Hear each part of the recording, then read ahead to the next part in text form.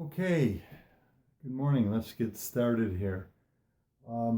This is going to be the first of, I hope, a number of videos. I haven't done this before. I haven't done an instructional video before, but let's give it a go. Today, like I said, this is a first in a series of lectures on interest, interest, money. Now, what I want to say from the get-go is interest can be charged, it can be charged like on a credit card or on a bank loan, a car loan, or you can receive interest on your, say, maybe a bank savings account. They use the same formulas, which is nice. When we get into some of the other videos, we'll talk more about population growth. We'll talk about decay, which is the opposite of growth.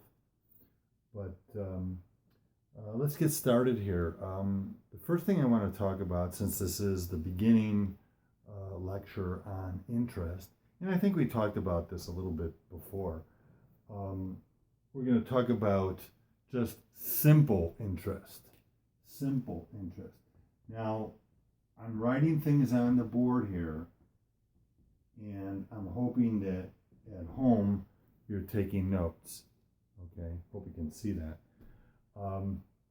Yeah, this is one big experiment. The formula that we use, the formula that you'll see in books and on online, Khan Academy, whatever, is I, which is the interest, equals P. Now, P here is the principal, and the principal is it's spelled Principal. It's what you start with. It's what you start with. In this case, the money that either you receive, like a loan, or money that you're saving, in a savings account. Same thing. The little r, it's not radius, it's rate. It's like an interest rate. How much money a bank is charging you or giving you. And little t, little t is the term. It's the time.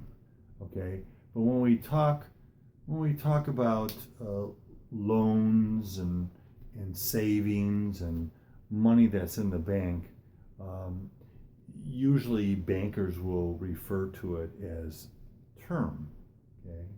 Like you might buy a car and you have to pay it off after 36 months. Well, the 36 months are 3 years, right? 36 divided by 12. It would be a 3-year term. All right, so this is it. Real simple.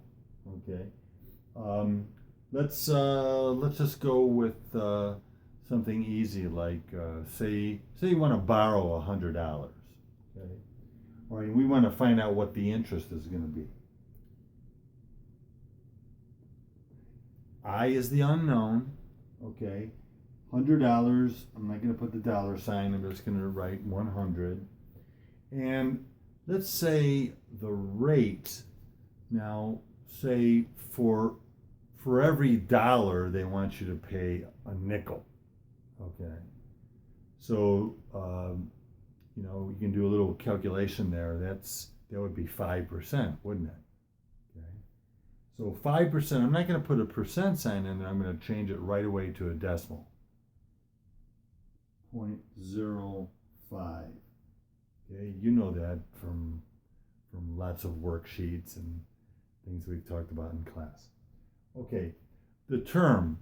Let's say they're going to give you 3 years to pay this off. All right?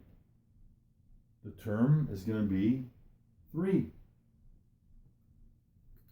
Okay? All right.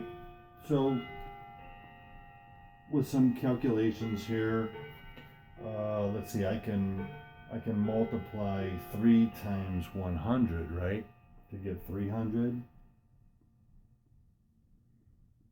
Multiply it by 0.05. Well, let's see, 0.05. I know 3 times 5 is 15. Okay. I'm going to go off to the side here. Let's see, that's 0, 0, 15. This 0 times that's not going to make any difference. I've got two decimal points. It's $15. Okay? Now, that's the interest. That's the money that it's going to cost you or me or anybody to borrow $100 for 3 years at 5% interest per year. Remember, it's per year. So if I wanted to know how much total money it's going to cost me for this loan, I have to add these.